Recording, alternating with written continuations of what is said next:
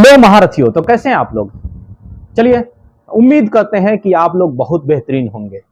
तो आज का लेक्चर होने वाला है इतिहास, और इतिहास के उस कड़ी में लेके चलेंगे जो आप बहुत सारी चीजें नहीं जानते हैं और बहुत सारी चीजें आप जानते हैं।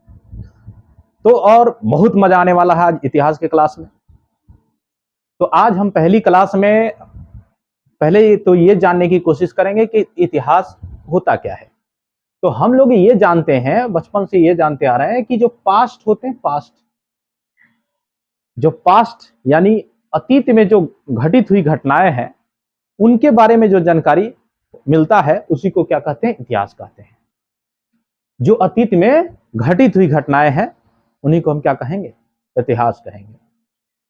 लेकिन क्या सभी घटित हुई घटनाओं को हम इतिहास कह सकते हैं? जी बिल्कुल नहीं, ऐसा नहीं है। तो हम स्टार्ट करने जा रहे हैं, तब देखिए, ध्यान दीजिए। हिस्ट्री जो वर्ड आया है, हिस्ट्री जो शब्द बना, वो शब्द कैसे बना? तो ये ग्रीक वर्ड है, हिस्टोरिया। हिस्टोरिया क्या है? एक ग्रीक वर्ड है।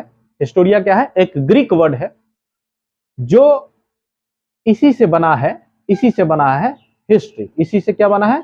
हिस्ट्री। इसी से क्या बना है? हिस्ट्री। तो ध्यान दीजिए, हिस्टोरिया का अर्थ क्या होता है? तो हिस्टोरिया का अर्थ होता है जो एविडेंस, जो पुख्ता सबूत दे, प्रमाण दे, उसी को क्या कहेंगे हम? हिस्टोरिया। और हिस्टोरिया जो वर्ड है, उसी वर्ड से आया है हिस्ट्री। ध्यान दीजिएगा। और एक बात समझिए, हिस्ट्री जो है, हम कहते हैं कि हिस्ट्री के पिता किसे कहते हैं, तो ये बात जान लीजिए कि ग्रीक पर्सन थे जिनका नाम है हेरोडोटस। ग्रीक यानी यूनानी व्यक्ति थे जिनका नाम है हेरोडोटस। हेरोडोटस ने पहली बार अपनी एक पुस्तक लिखी जिसका नाम है हिस्टोरिका। जिसका नाम क्या है? हिस्टोरिका। तो हिस्टोरिका नामक एक पुस्तक लिखी, और यह पहली बार प्रयास किया गया इतिहास लिखने का, और इतिहास पहली बार हेरोडोटस के द्वारा लिखा गया। इस वजह से हेरोडोटस को क्या कहा गया? फादर ऑफ हिस्ट्री, या इतिहास का पिता कहा गया। तो आगे चलते हैं। यहां तक सभी लोगों को समझ में आया? चलिए अब आगे चलते हैं। अब आगे देखिएगा, अब इतिहास जानने का सोर्स क्या होता है।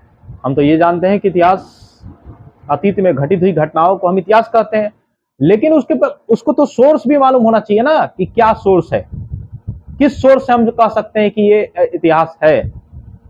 तो हम ये जानने की कोशिश करेंगे कि इतिहास के स्रोत कितने हैं।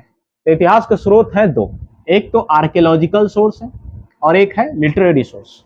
आर्कियोलॉजिकल सोर्स में इंक्लूड कर देते हैं हम इंस्क्रिप्शन, जो अभिलेख कहते हैं हिंदी में, क्वाइंस, सिक्के, स्टैचू, मूर्तियां और मोन्यूमेंट, स्मारक।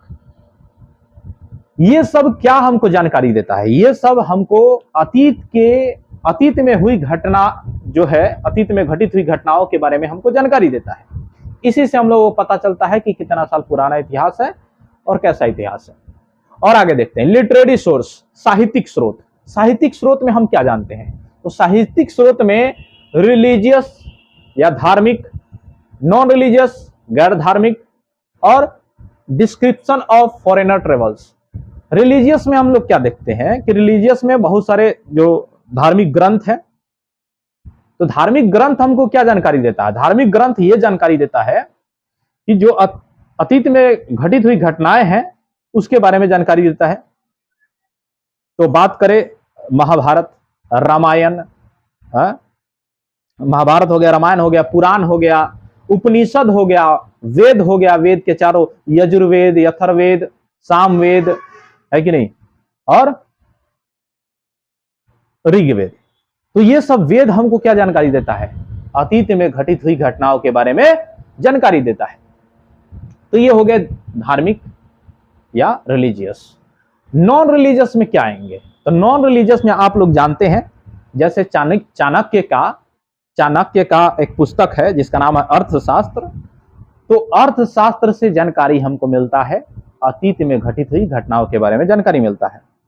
मेगास्थनीज की इंडिका की बात करें, पतंजलि का महाभाष्य की बात करें, विशाखा दत्त का मुद्रा राक्षस हो गया, विष्णु दत्त का पंचतंत्र हो गया, कालिदास का अभिज्ञान शकुंतलम हो गया। तो ये सब हमको पुस्तक जानकारी देता है अतीत में घटित हुई घटनाओं के बारे में।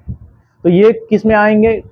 गैर धार्मिक में, जो कि नॉन रिलीजियस।